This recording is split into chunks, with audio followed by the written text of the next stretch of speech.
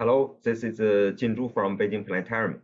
It's my great honor to have this opportunity to introduce some efforts we made on astronomy education in recent 20 years in China. 20 years ago, I came to Beijing Planetarium from National Astronomical Observatories to become the new curator of Beijing Planetarium. The planetarium was built in 1957 and was making the upgrade with the new building at that time. In December 2004, the new building was complete and the planetarium was reopened to public. And visitors to our planetarium came to more than 1 million visits for the next year, which was an obvious increase compared with the previous years. However, I realized that such a number was still very limited compared to the more than 20 million population of the city. It will take more than 30 years to have every person in the city to visit our planetarium once in a lifetime. So I realized that only a large and modern planetarium was not sufficient to make astronomy well known for the public. The more fundamental way to solve the problem should be having astronomy entering the formal school educational system like a course with mathematics and languages.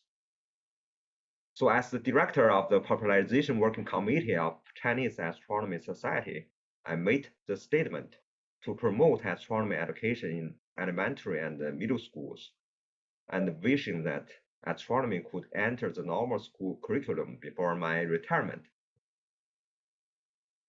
So some steps towards the goal was performed in Beijing Planetarium, including setting up the Chinese National Astronomy Olympiad, adding more content on astronomy education in our amateur astronomy magazine, and starting an astronomy class with teachers from our planetarium for the first year students of Huang Songyu Middle School, which located in a suburban area with quite good observational conditions.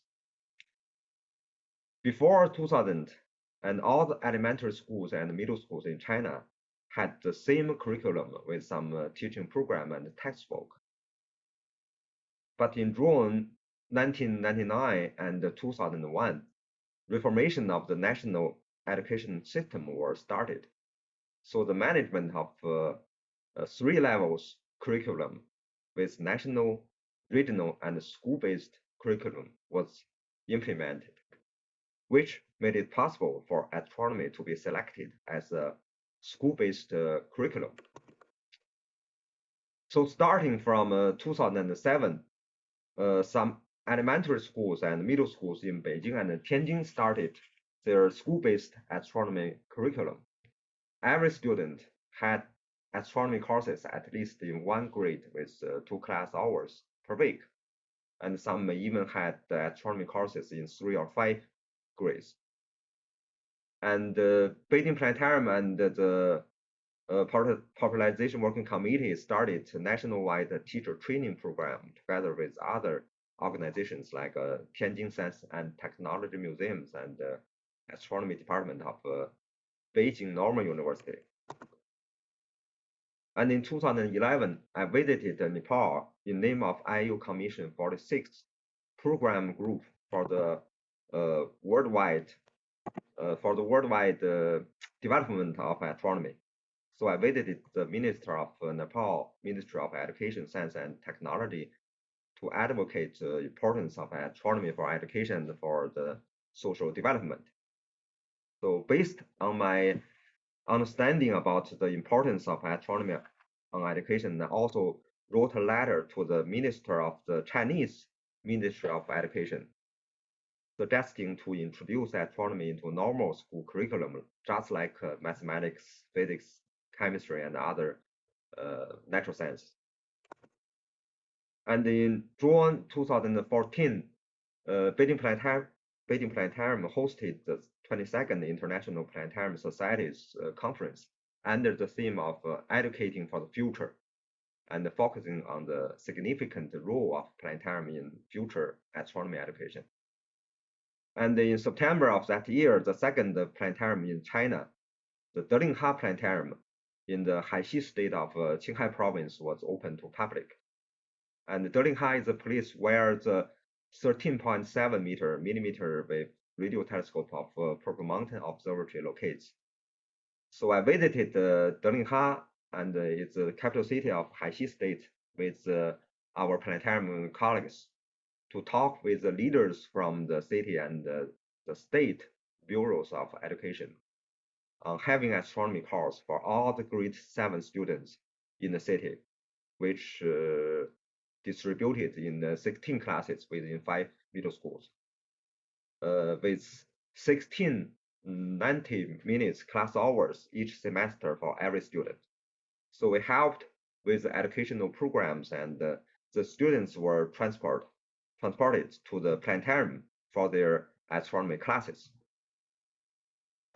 And the most successful astronomy education program in China, I think, should be the one in the Pingtang County of the Qiannan State in Guizhou Province, where the 500-meter aperture spherical radio telescope locates. And the FAST telescope started its commissioning on September 2016. And during the visit to Beijing Planetarium by the Vice Governor of Guizhou Province in May 2017, I proposed that astronomy education on school curriculum is very important for every inhabitant, considering the huge numbers of visitors for FAST site.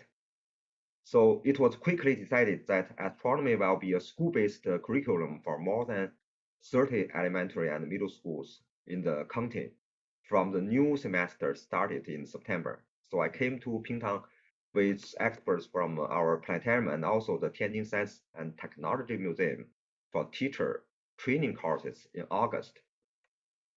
And until September 2020, all the 82 elementary and middle schools in the Pingtang County have astronomy courses in their curriculum. So based from our 20 years practice for promotion of astronomy education in schools, and some lessons could be learned. The understanding from schoolmasters and higher level authorities is very important, and it's always necessary for astronomy outreach and communication with our efforts to everybody. And also teacher training plays an important role in astronomy education, and local astronomy teachers in schools are more important than the outside experts in the successful and sustainable program. And astronomy and and astronomy education for schools near some astronomical facilities or nearby planetarium or science museum, science and technology centers could be easier to start.